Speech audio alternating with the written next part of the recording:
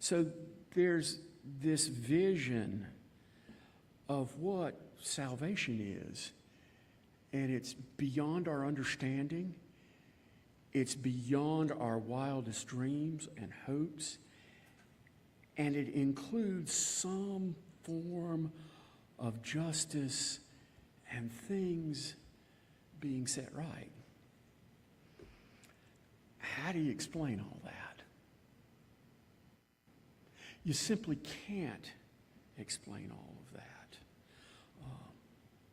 Billy, thank you. That was a wonderful rendition of Ain't No Grave. And Ain't No Grave is a song that is a vision of salvation. It's an old gospel tune. I'm not sure how old it is, but it was done by Johnny Cash on his last album, which won a Grammy posthumously, remarkably enough. And you need to know Johnny Cash's story. Johnny Cash, older brother, was the star of the family. And at an early age, he had heard the call from God to be a preacher.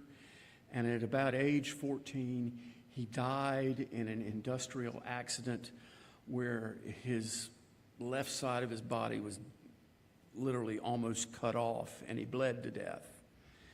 And Johnny was expected to take the mantle to be the preacher, and he did not want to do it. And he went into music and became pretty good at it, but he was always the failure to his parents.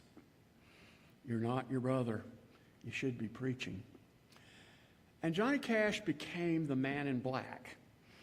If you see pictures of him, he's always dressed in black. And as he's dressed in black, it's not a fashion statement. It was Johnny's political statement to say that I am in agreement and in solidarity with those who are poor, those who are grieving, those who are broken, those who are in prison, and those who do not know what their purpose in life is. That's why he wore black.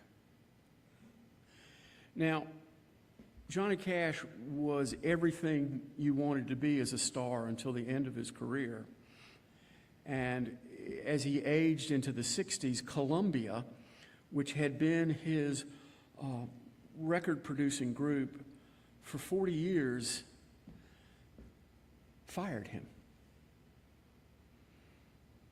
This was the legend of country music, and they fired him, and they didn't even sign him to a cheap contract just so he would be on a contract and have his dignity. Kicked him out on the street. And for 4 years, Johnny Cash did not have a recording label and was going broke in a lot of ways. And finally, he was at a place, and a record producer by the name of Rick Rubin handed Johnny Cash his card and said, "Johnny, I think you got a lot more left in you. I'd like to produce your albums." Now, you need to know who Rick Rubin is. Rick Rubin's got hair down to past his shoulder. He's got a beard down to his belly. And he's bald on top. And he takes the top hairs and poofs it up. And then the long hairs down the side are kind of placed outside.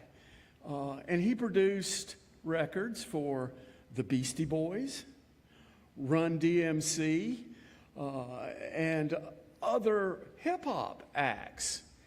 And Johnny Cash asked around and said, "Who's this guy, Rick Rubin?" And Johnny Cash said, "Ooh, man, I'm broke. I don't have a record label. Not going to let him produce me. Just not going to work." And Rick Rubin persisted, and twice more came back. And when he came back the third time, he had finagled a sit-down with Johnny Cash. And Johnny Cash said, "I've read about you." And Rick Rubin